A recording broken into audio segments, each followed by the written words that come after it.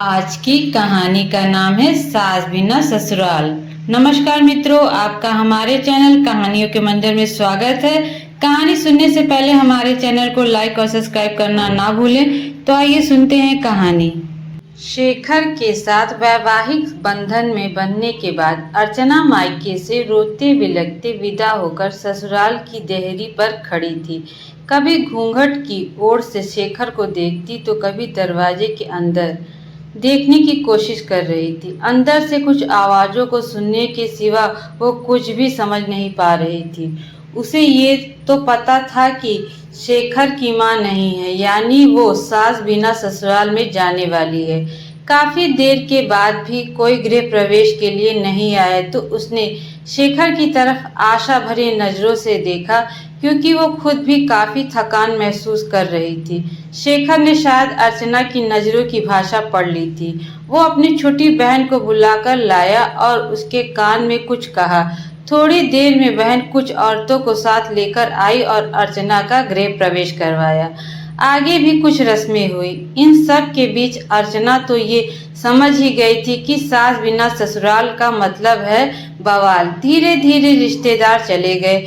कोई अपनापन दिखाता तो कोई बेगानापन। सब अपने अपने तरीके से अपना और दूसरों का परिचय दे रहे थे।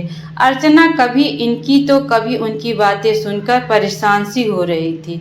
लेकिन धीरे धीरे ससुर, पति और दो छोटी नंदों के साथ अर्चना अपनी गृहस्थी की गाड़ी को रास्ते पर लाने का प्रयास करने लगी। पति का प्यार, ससुर का दुलार और छोटी नंद का स्नेह अर्चना को कब अल्हड़ लड़की से जिम्मेदार गृहिणी बना दिया, वो खुद भी नहीं समझ पा रही थी। पर इन सब चीजों के बीच उसके दिल में एक चीज की कसक रहा करती थी कि उसकी भी सास होती। शादी के समय सारी सहेलियां उसे काफी किस्मत वाला मानती थी कि चलो ससुराल में सास की किच नहीं रहेगी। पर सच्चाई तो ये है कि जिस घर में सास ना हो उस घर में आने वाले सारे लोग सास ही बनने की कोशिश करते हैं।